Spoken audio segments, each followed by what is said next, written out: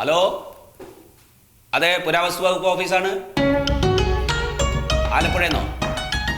കയ്യോ മുറിച്ചു മാറ്റിയതാണോ? ഈ തലയുടെ ഭാഗം അല്ലെങ്കിൽ കാലിന്റെ ഭാഗം എന്തെങ്കിലുമൊക്കെ കിട്ടിയോ? ഈ കിട്ടിയ അവശിഷ്ടമൊക്കെ ഒരു പ്ലാസ്റ്റിക് കവറിലാക്കിയിട്ട് മാറ്റി വെക്കും. ഞങ്ങൾ നാളെ വരാം. ആ ശരി. ആരാ സാറേ, ആരനെ കൊന്ന്? ആലപ്പുഴയിൽ ഒരു തെങ്ങിൻ തോപ്പിലേ ഒരു പ്രതിമയുടെ അവശിഷ്ടം കിട്ടി. പ്രതിമ എന്നറിയില്ല. അപ്പൊ അതാ ഞാൻ ആളെ കൊന്നെന്ന് വിചാരിച്ചു. ആലാക്ക് അല്ല, അത് കുറെ നേരമായാലും നോക്കണം. എന്തായി നോക്കണേ? ഇതിന്റെ മുകളിലൊരു 8 കാരി പെട്ടട്ടെ. ആലാക്ക് എനിക്ക് ഇതിനെ കാണാൻ തന്നെ പേടിയാണ്. ഇതിട്ട് പോണൂല്ല. അത് രാവിലെ വന്നിരുന്നിട്ട് കണ്ടുപിടിക്കണ ഓരോ സാധനങ്ങള്. അല്ല, എന്താ കാരണം? എന്തേ നേരം വെളുക്കുമ്പോ കുട്ടി ഉറങ്ങിയതാണല്ലോ. ഇത് കണ്ട ആരായാലും കൊട്ടിപ്പോയില്ല. ഇങ്ങോട്ട് നോക്കിയേ, ഘടത്തേക്കാ സ്ട്രോങ് അത് കണ്ട. ആ, ടിപ്പു സുൽത്താന്റെ പടയോട്ടക്കാലത്ത് ഉപേക്ഷിക്കപ്പെട്ടുള്ള ഒരു കൊടാണ് അത്. കുളത്തിൽ നിന്ന് കിട്ടിയതാണ്. പോയിക്കേടാ എങ്ങനെയായിരുന്നു. ഏതോ അമ്മച്ചി പൊങ്കാലിട്ടിട്ട് കുളത്തിൽ ഉപേക്ഷിച്ച സാധനം അത്. പൊങ്കാലേ? പിന്നെ അല്ല, ഇപ്പൊ ഏതൊരു പഴയ സാധനം കിട്ടിയാലും അപ്പൊ പറയും ടിപ്പുവിന്റെ പടയോട്ടക്കാലത്ത് കിട്ടിയതാണ്. ഒരു മുറുക്കാഞ്ചലം കിട്ടിയാലും ഇപ്പൊ ആൾക്കാർക്ക് അതേ പറയുള്ളൂ. വേറെ പണിയൊന്നുമില്ല. ടിപ്പുവിന് അതല്ലേ പണി. ഒരു ബോധമില്ലാത്തവരെ പറഞ്ഞ മാതിരിയാ പറഞ്ഞത്.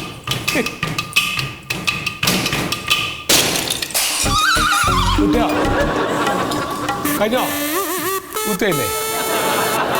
സന്തോഷമായി. എത്ര ബാങ്കിൽ എത്ര ഉണ്ട് ഡെപ്പോസിറ്റ്? എന്തേ? അല്ല, ഇത് കൊടുക്കാനുള്ള മുതലുണ്ടോ ചോദിക്കാം.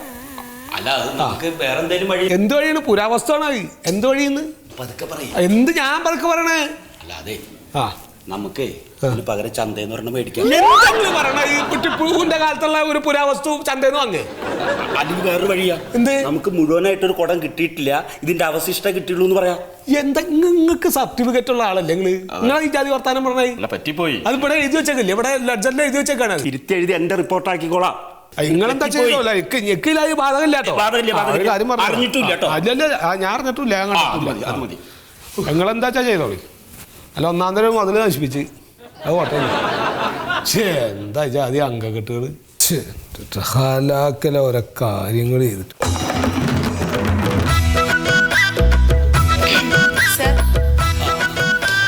ഒരു കംപ്ലൈന്റ് ഉണ്ടായിരുന്നു. അത് കുഴപ്പമില്ല. കംപ്ലൈന്റോ? അവിടെ എന്തായിരുന്നു? നമസ്കാരം സാർ. നമസ്കാരം. എന്റെ പേര് മണ്ടോദരി. ഇത് അമ്മ. ശരി. ഞങ്ങള് ഗുജറാത്തിലായിരുന്നു.